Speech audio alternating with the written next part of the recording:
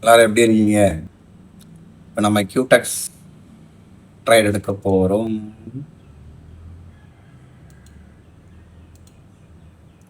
ஒரு 66 யூரோவில் நம்ம ஒரு ட்ரைட் எடுப்போம். ஓகேவா? பைனரியை பொறுத்தவரை ஃபஸ்ட்டு பொறுமை ரொம்ப முக்கியம். எல்லா ட்ரேடரும் எல்லா யூடியூப் சேனல்லையும் சொல்கிறது இதுதான் சொல்லுவாங்க. எதுக்கு சொல்கிறாங்கன்னா, நிறைய பட்டிருப்பாங்க. நானே நிறைய தடவை போட்டிருக்கேன். அப்பா, ஒரே நாளில் $20,000 எடுத்தேன். ஆனால் வித்ட்ரா போடல. அப்படியே வச்சு அடுத்து எடுக்கணுன்ட்டு மொத்தமாக $1,000 வச்சு 20 தடவை அமைக்கிட்டேன். போச்சு, எல்லாம் ஒரு பாயிண்டில் லாஸ் ஆயிடுச்சு. என்ன செய்யனே தெரியுது. போச்சு. அடுத்து நிறைய தடவை டெபாசிட் பண்ணேன். அவ்வளோதான், எல்லாம் எமோஷனல் கண்ட்ரோல் இல்லாமல் அகெயின் எல்லாத்தையும் லாஸ் பண்ணிட்டேன். ரொம்ப பட்டுட்டேன். அதனால் ஒரு ட்ரேட் எடுக்கிறோம்னா ஏன் எடுக்கும், இங்கே என்ன நடக்குது அப்படிங்கிறத புரிஞ்சு நம்ம ட்ரேட் எடுத்தோம்னா கட்டாயமாக நம்ம லாஸ் ஆகிறதுக்கு வாய்ப்பே இல்லை. இதோட ஃபாரெக்ஸ் ரொம்ப ஈஸியாக இருக்கும். அதில் கரெக்டான ப்ரைஸ் ஆக்ஷனு நிறைய விஷயம் கான்செப்ட் இருக்குது. என்என்சிமா அது இதுமா எக்கச்சக்கம் இருக்குது. எல்லாத்தையும் பற்றி தரவாக கற்றுக்கிட்டதுக்கே குறைஞ்சது ஒரு 6-7 மாதம் ஆகிடும். அதை சீக்கிரமாக கற்றுக்கிட்டாலும் எமோஷ்னல் கண்ட்ரோலு நமக்கு இருக்கணும்.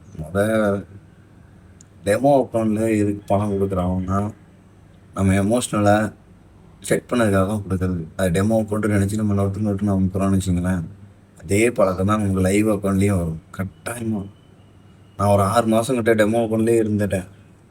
அதனால தான் நான் ரொம்ப ரியல் மணி போட்டுமே நிறைய லாஸ் பண்ணிட்டேன். இந்த எமோஷ்னல்னு சொல்கிறாங்க. இதெல்லாம் சாதாரணமாக தெரியலாம், பெரிய அளவில் அது ஒரு விஷயம் இருக்குது. ஸ்கேம்ஸ்ன்னு பார்த்தீங்கன்னா அதில் நிறைய நடந்துக்கிட்டு இருக்கு. அதுதான் சொல்கிறேன், ரொம்ப பொறுமையாக இருந்தால் ரொம்பலாம் கொஞ்சம் பொறுமையாக இருந்தால் வேறு லெவலில் ஏர்ன் பண்ணலாம். சரி, ஓகே, ஒரு நிமிஷம். இப்போ நான் பை போகிறேன். 1 minute. எதுக்காக பை போயிருக்காங்க? அந்த இடத்துல ஒரு ஸ்ட்ராங்கான சப்போர்ட் இருக்குது, தெரியுதா? இந்த லெவல் அதை பிரேக் பண்ணி கீழே வந்துருச்சுன்னா டவுன் ஆயிரும். மேக்ஸிமம் பிரேக் பண்ண முடியாது. மார்க்கெட்டும் ஓவராலாக அப் ட்ரெண்டு தான். அதனால் 1 minute பை போட்டிருக்கேன். கொஞ்சம் வெயிட் பண்ணி பார்ப்போம் ரிசல்ட் என்ன கிடைக்கும் அப்படின்னு.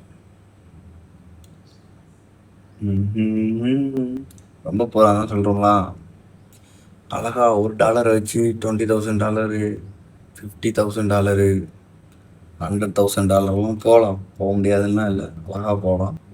என்ன கான்செப்ட்னா பொறுமை ரொம்ப முக்கியம்.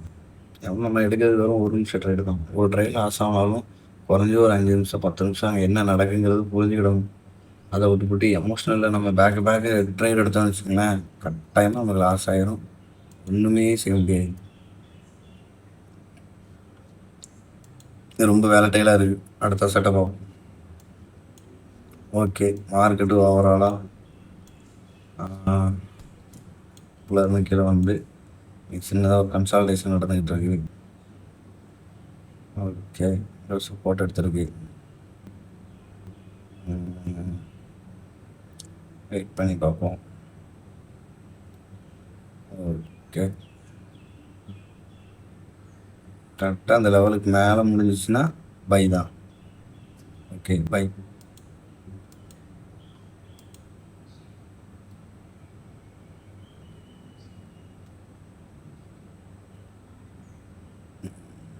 ஏன் இந்த இடத்துல பை எடுத்துருக்கேன்னா இங்கே பாருங்கள், இந்த இடத்துல ஒரு ஸ்ட்ராங்கான சப்போர்ட் இருக்குது.